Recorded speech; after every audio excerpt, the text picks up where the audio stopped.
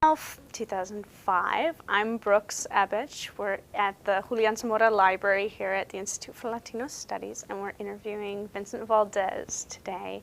He has his show at the Snipe Museum Stations, and so we get a chance to talk to him a little about his life and what he's been up to lately. So let's start. I'd really like to start kind of far back, and because we've been telling stories the past night, and you've talked a lot about your development as an artist and knowing that you wanted to do this for a long time. So tell me about being a kid and what your life was like in San Antonio that made you decide to be an artist. Okay, I was born in the south side of San Antonio in 1977, born and raised, currently living there. And my family, my entire family's back there. And growing up as a kid, I knew right away this is exactly what I wanted to do. I feel this is the only thing that I know how to do that comes natural. And my parents tell me that when I was about 2.5 years old, I started drawing. While my brother and sister were outside playing, I was inside. I wanted to be inside all the time, just drawing and tracing. And so they started to notice that I was racing through these coloring books like crazy. So they started buying me a couple every week, and I would just sit there. And back then, I don't know if they're around anymore, but back then they used to have coloring books with sheets of tracing paper. And so that before you colored your drawing or the drawing inside the book, you would trace it and color your tracing. And that was really one of the first ways that I learned to draw and that I became fascinated by drawing. My great-grandfather was a painter from Spain, who I never got to meet, but my grandparents still have, to this day, the majority of his life's work in their house. And so I can remember being about 4 years old, 5 years old, and going to my grandparents on Easter or on Christmas or Mother's Day. And again, while everybody was outside, I remember standing in this hallway. It was this dark hallway leading to the bathroom in their house, and there was a giant painting of the Virgin that my grandparents had decided to decorate with Christmas lights around it, draped around it. And that was really an eye-stopper for me. I remember just sitting in the hallway and looking up close at it and examining it and touching it and trying to figure out how in the world he did that. And so it was a painting your great-grandfather had done of the Virgin. Yes. His name was Jose Maria Valdez. And the one I think that really kind of etched into my mind permanently as a child was this image of a Jesus head, a Christ head, the ever famous image of Christ gazing up with a crown of thorns. And which is why, I have it tattooed on my forearm, and it's more about what that did for me as an image back then, and how that sparked my interest in art, and how I vowed to dedicate my life to it. And my family's always been very supportive, and my mom still has tons and tons of folders and boxes of all of my drawings from back then. So once in a while, I'll dig them out of the closet and look at them. But my first gallery was on her refrigerator, and so she was very proud. I think, overall they were very supportive. I think it was something brand new to all of us, and so we were all trying to figure out, even as a child, or when I was a child, how exactly they were going to support this and where exactly that was going to lead me, because I was the only one in my family, and I still am at the time, that's doing this as a career, or that's just drawing and painting, as an interest in general. So I'd like to get back to this religious topic you touched upon, because obviously the show that's up right now has a lot of, it relates directly to the Stations of the Cross and religion. Mm-hmm. And you do have a tattoo on your arm.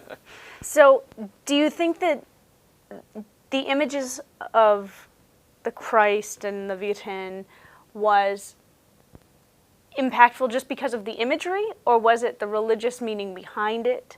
And how does that affect you as a painter and as a person? Do you consider yourself to be religious? I consider myself to be very spiritual.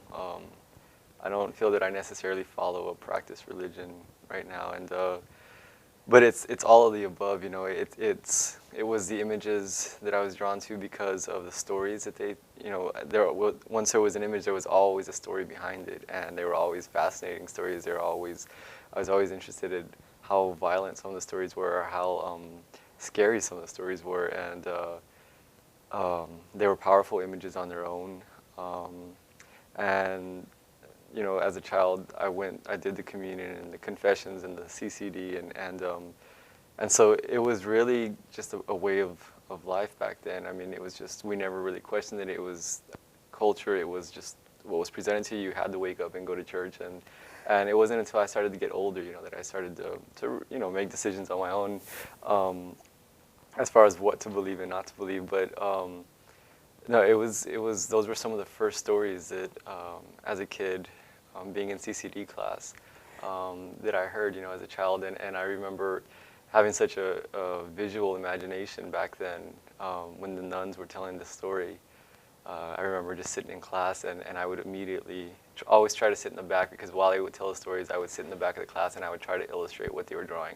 So they were always telling these stories about Satan and battling, you know, these angels that were battling Satan, or the crucifixion, and the Last Supper, and just these really, really, you know, vivid stories with tons of detail, and I mean, they were just take me into a whole other world, and you know, it was just something that stuck with me, I think, to this day. And when I present these images nowadays, I don't really question my Catholic faith, but it really is just something that's instilled in me, because that's what helped shape who I am. And you know, images of La Virgen, or of Christ, of the apostles, San Anto de Padua, San Martin de Porres, you know, those are something that, whether I sit and pray to them or not every day, isn't relevant, but it's more about how, as a child, I was able to take those and relate them to my everyday life and to other individuals that I knew who were represented in my life through these figures in one way or the other. I don't know if that makes any sense. It does.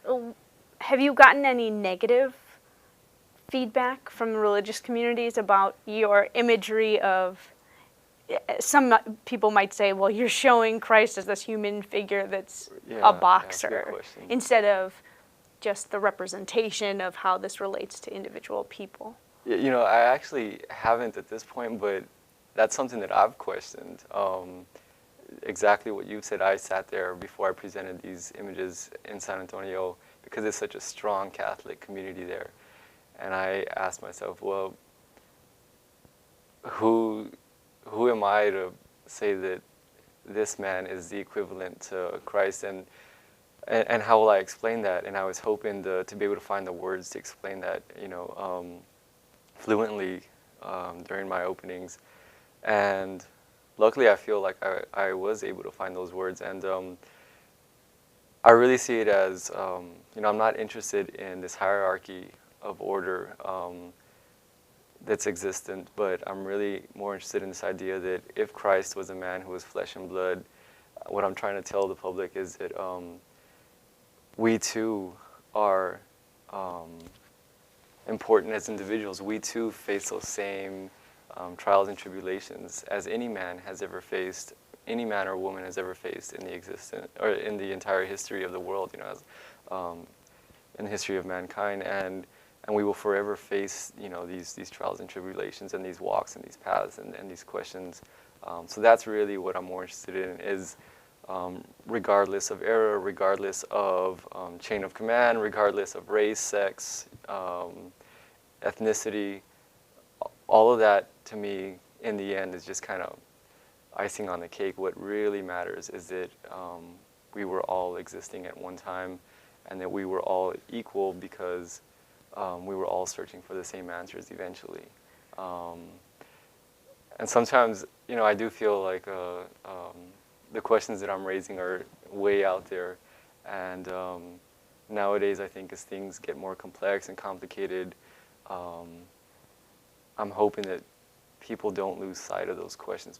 I'm hoping that individuals don't get so wrapped up in daily routine that sometimes it's difficult to think about these things that go past this world, they go past this lifetime.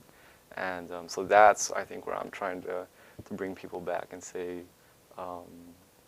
it's something that maybe can help us in our daily routines and help us, unite when we're supposed to unite as human beings.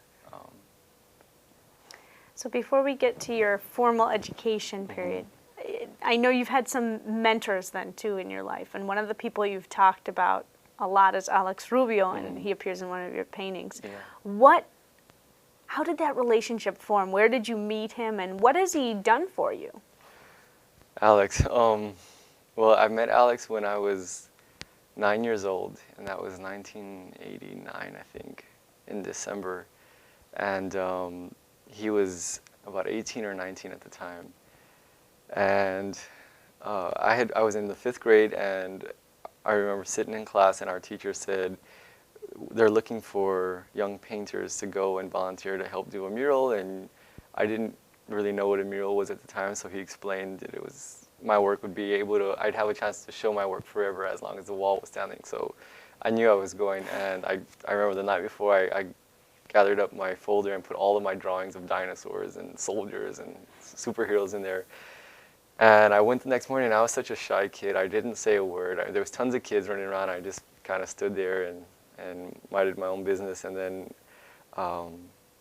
everybody was painting, and I didn't want to speak up that I hadn't been assigned the wall. So I went inside, and I just started drawing on my own. And the director came out, who was Graciela. I forget her last name, but she's still around. And it was at the Esperanza Peace and Justice Center, kind of in the central part of the city. And she said, "Oh my God, these are really good. Stay right here. Let me go and get Alex." So Alex comes in, and I was actually scared to death of him. He walks in with sunglasses and a cigarette hanging, and long hair, and a bandana, tied around his head. And because I was never outside, I was never really exposed to different characters like that. And he looks at my drawings, and he says, "Okay, these are good. How would you like to have your own wall?" And I said, "Okay." So that wall is still standing to this day, and it's in great shape. And so it's pretty funny when you look at it. We always joke about it now. He gave me my own section of wall, and while all the kids were painting like happy faces and rainbows and cats and whatever else, kids usually draw. On my section, somehow came up with this idea that I have animals kind of grazing in the jungles, and then there's field workers, and they look more Vietnamese, like Vietnamese field workers in the rice paddies during the Vietnam War. And there's jets flying overhead, and it says "Make food, not war," and they're dropping like the napalm bombs. And so Alex saw that, and I think it really freaked him out. Like, what's wrong with this kid, And but he saw that I was he would give me a couple of tips, and I would take all the information I could from him, and he would show me how to paint a tree, and then I'd be so determined to try to make it look just like his. And luckily, after that lasted about a month, and I get a phone call from him maybe a couple months later saying, "Yeah, I'm working on this mural. I'd like to know."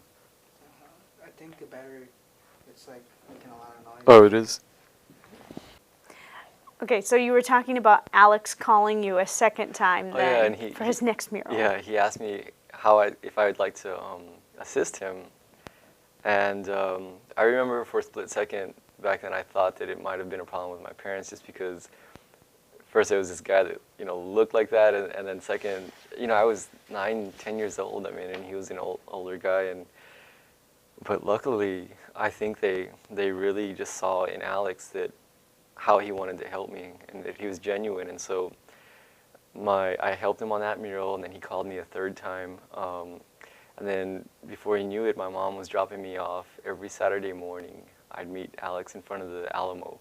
And I thought that was the greatest thing. By this point, I'm 11 or 12 years old, because it was freedom away from home. I was walking around downtown, being able to go into the stores and just kind of hanging out with this really cool artists, and we'd go on the river walk and we'd paint, and I remember people gathering around and watching, and he was like a great teacher. He was just, and I was the apprentice, and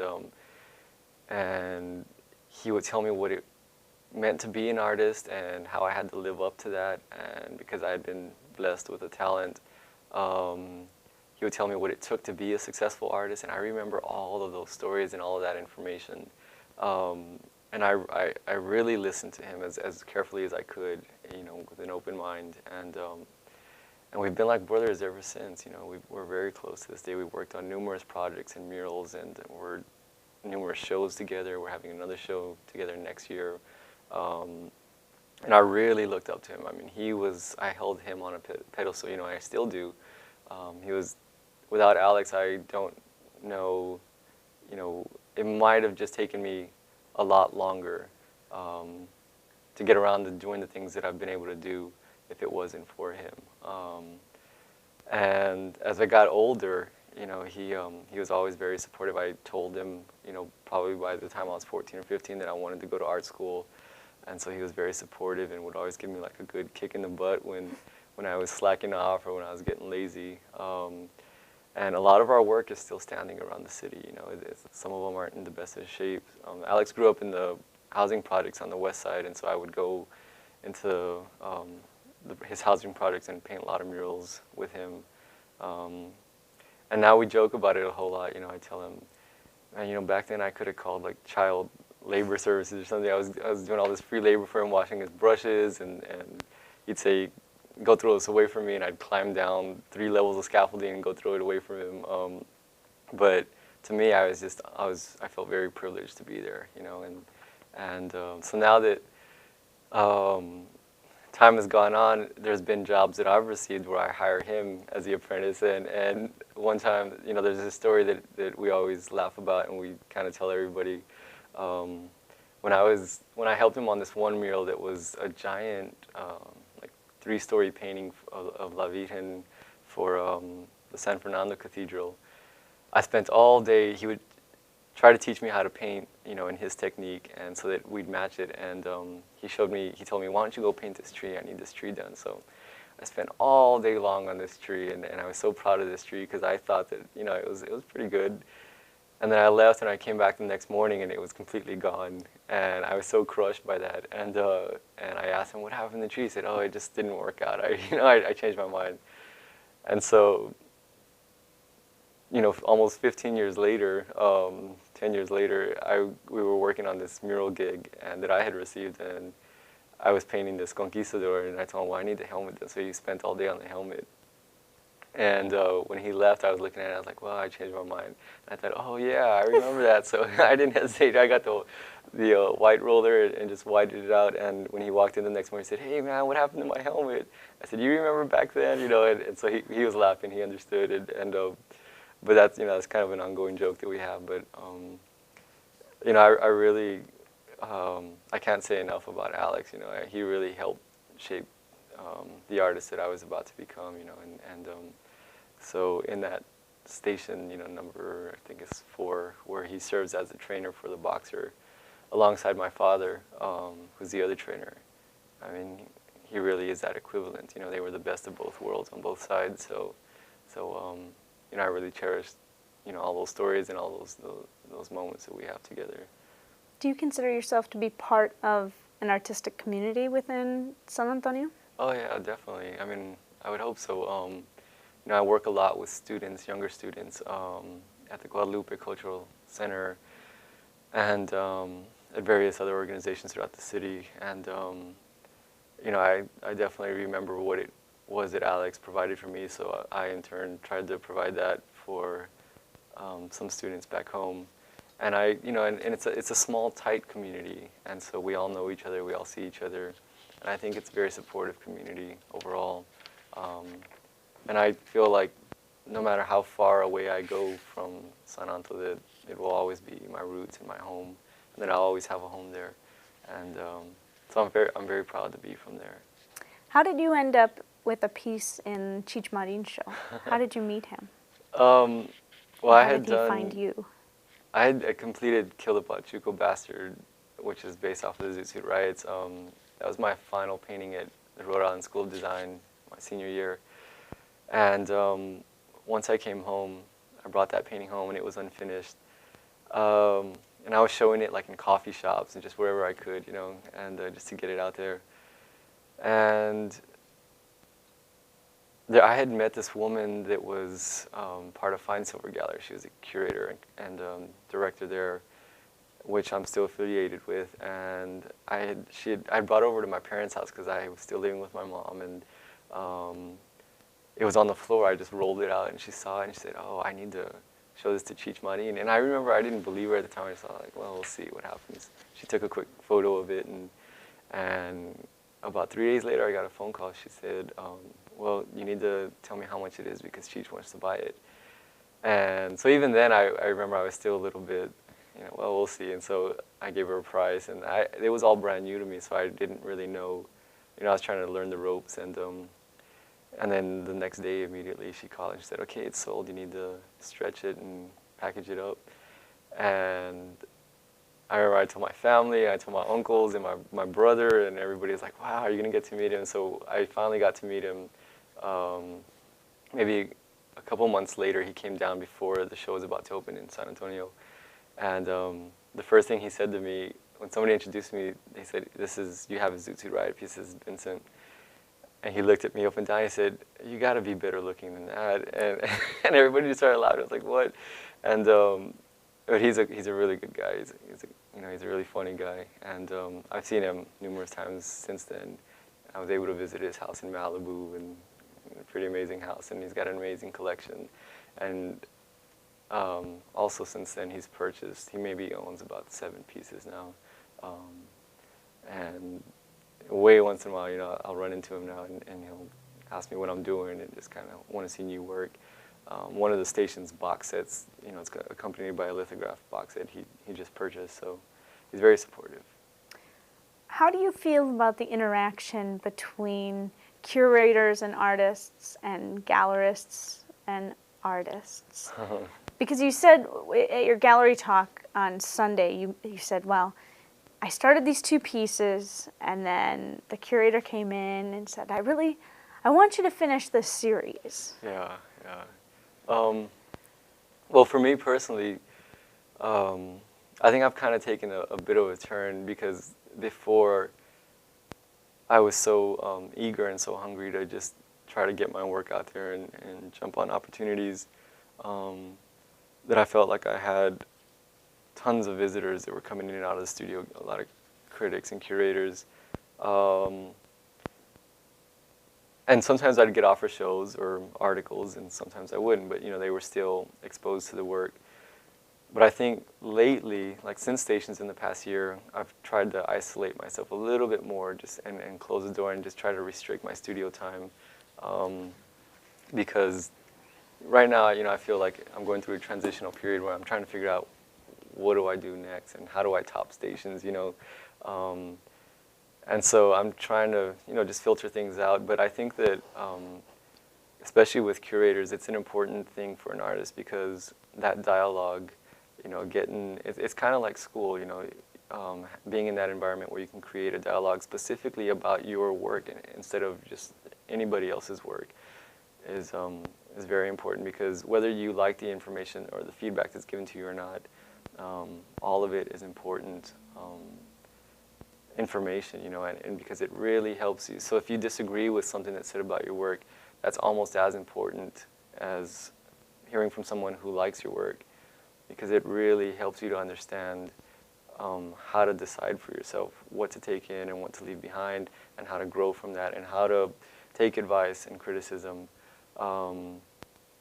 Galleries are a different story, because galleries, although they're necessary, usually come in and they're a business, you know, and so they want to know what's going to sell and what's not, and so they're more concerned with, you know, what's going to be receptive to the public and to the buyers and the collectors. So it's a big difference, you know, and I feel like that takes a couple of years to really figure out for yourself. You know, it's just part of the game. You have to pretty much gain the experience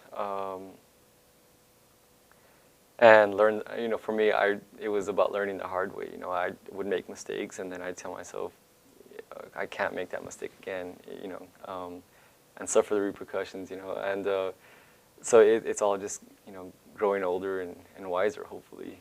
How often do you paint and draw? Very often, but I also have times where there's periods where it's break time, you know, and I won't go into the studio. And to me, that's also as important, like it is for a lot of artists. There's artists that paint 24 hours a day, 7 days a week, you know. For me, I go in spurts. It's definitely a roller coaster. When I was making Stations, that was a year straight, nonstop, and then after Stations, you know, after that countdown, I didn't go into the studio for maybe about a month and a half straight. I was just burnt out from it, and I'm trying to recuperate mentally. And I think that that's what a lot of people should understand, is that for artists, it's a lot different, I think, from a lot of other professions, because it is physical labor. I mean, even though we're not out walking a lot and exercising in one way or the other, it's just physically demanding on your body to stand there for hours or to sit for hours, you know. But I think more than that, it can be mentally and emotionally draining, because you're so focused on something in front of you, and something that needs to be precisely executed like you want it to be. And then once all of that passes, once you put yourself out there, I mean, for criticism. You can be shot down, you can be praised, but it's a very fine line. And but you know, I wouldn't trade it for anything in the world. It's definitely it's the greatest thing in the world for me, you know. And but it definitely is that roller coaster. I'll go in spurts. I'll work a lot, and then I won't work, and I'll kind of regain power and strength, and then I start again, really excited, and then I'll plateau for a while. So it's just up and down, and I've kind of adjusted to that. How would you describe your style? Well, I'm definitely a representational painter, figurative painter, astoundingly figurative.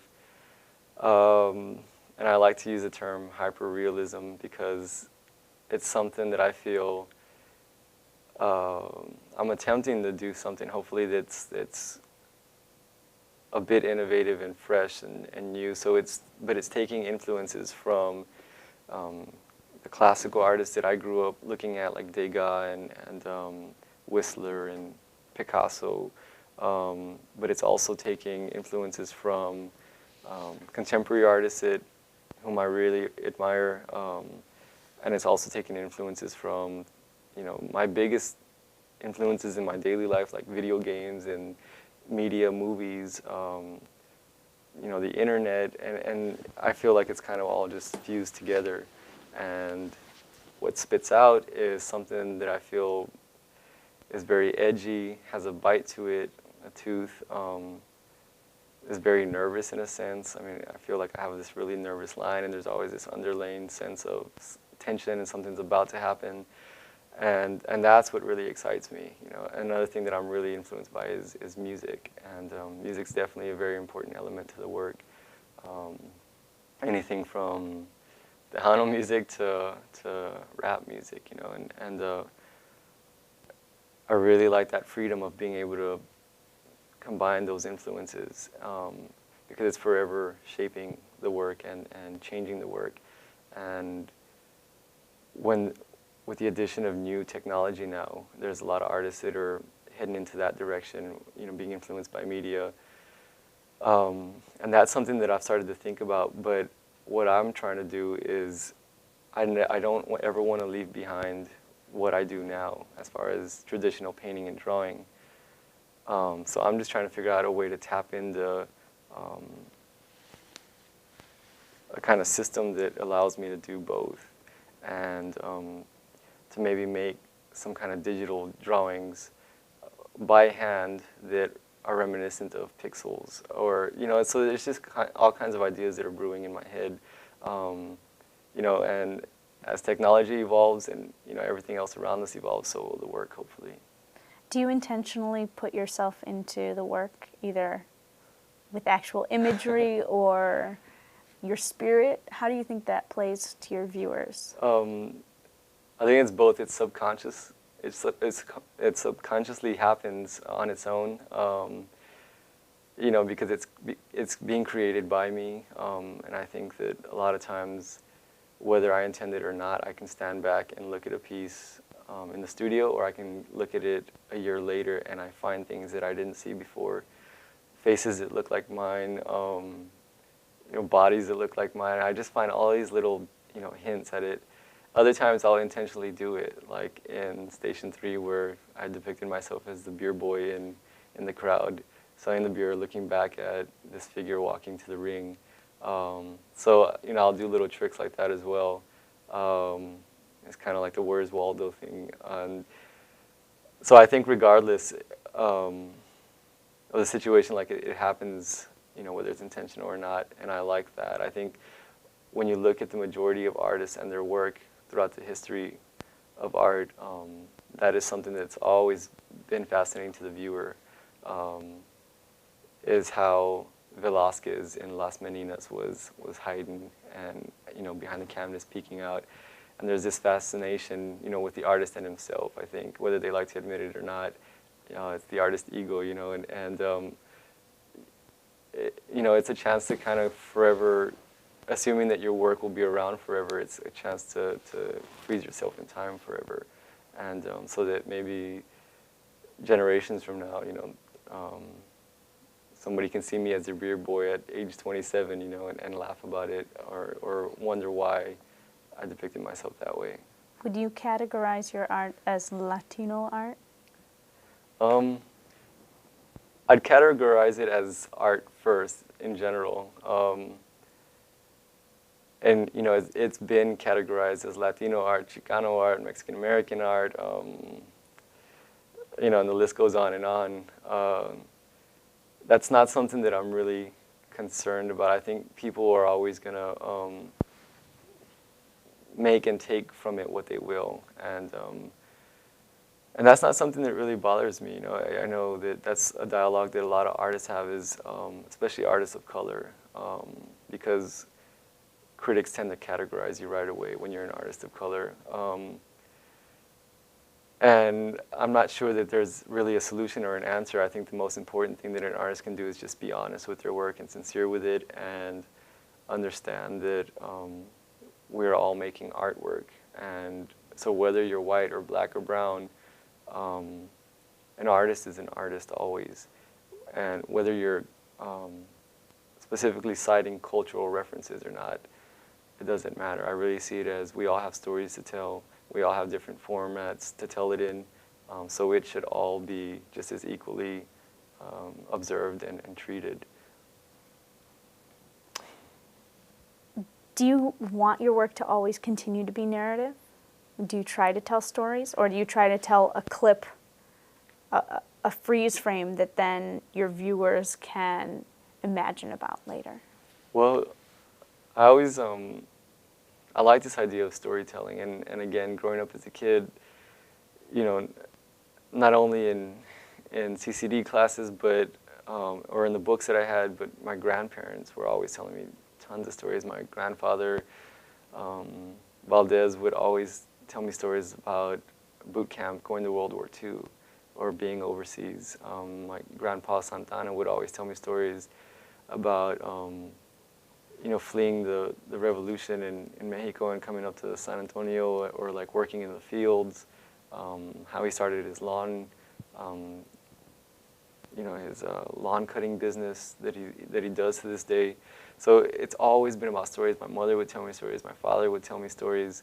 And I think that's part of the culture, of our culture, is it's very specific to Mexican-American culture. I think we all understand this idea of storytelling. Now, when you go outside of those barriers and those boundaries, like, for example, when I was at the Rhode Island School of Design, there was a lot of other students, my peers, that didn't understand this idea of storytelling because it wasn't something that they were familiar with.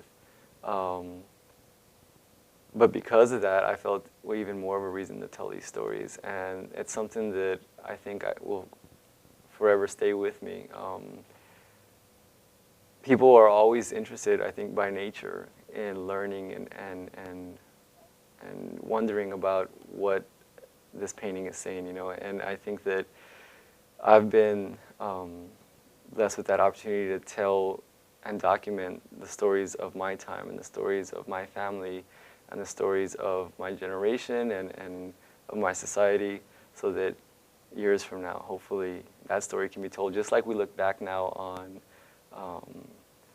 you know, Da Vinci, or, you know, any great musician or playwright or painter, and we're able to kind of walk back in time and wonder what their world was like. And I like that idea. You know, I feel very lucky to have that voice and have that opportunity. Are there any artists that you, or people that you really admire and have not yet had the opportunity to meet?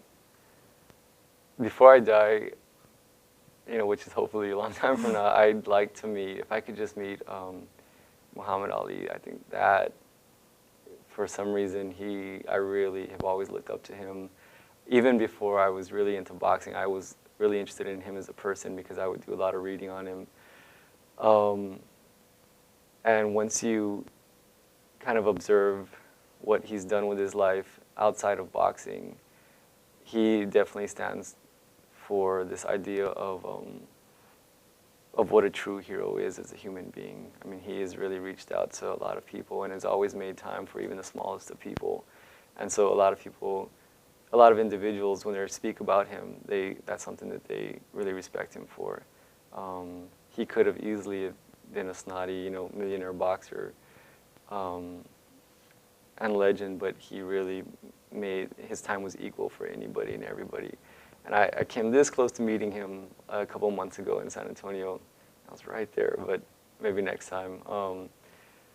And you know, he's definitely top of the list. You know, and then there's a lot of artists, you know, that I've been able to meet in the past year or two through this Cheech Marin show, like John Valdez, Wayne Healy, Gaspar Enriquez, Chaz Bojorquez, and these were all guys that were heroes of mine when I was growing up and I was trying to copy their drawings and paint just like them. So being able to meet them was really quite an honor. You know, and the older that we all get, you know, my respect for them grows even larger, and they move up, you know, higher and higher on the pedestal every time, because the same thing like Ali, they always have the time for anybody and everybody, and will always be teachers in one way or the other, and I really respect that. Well, I'd like to thank you so much for giving us this time and for talking to us today. Oh, you're welcome. And we hope to see you in the future. Thanks.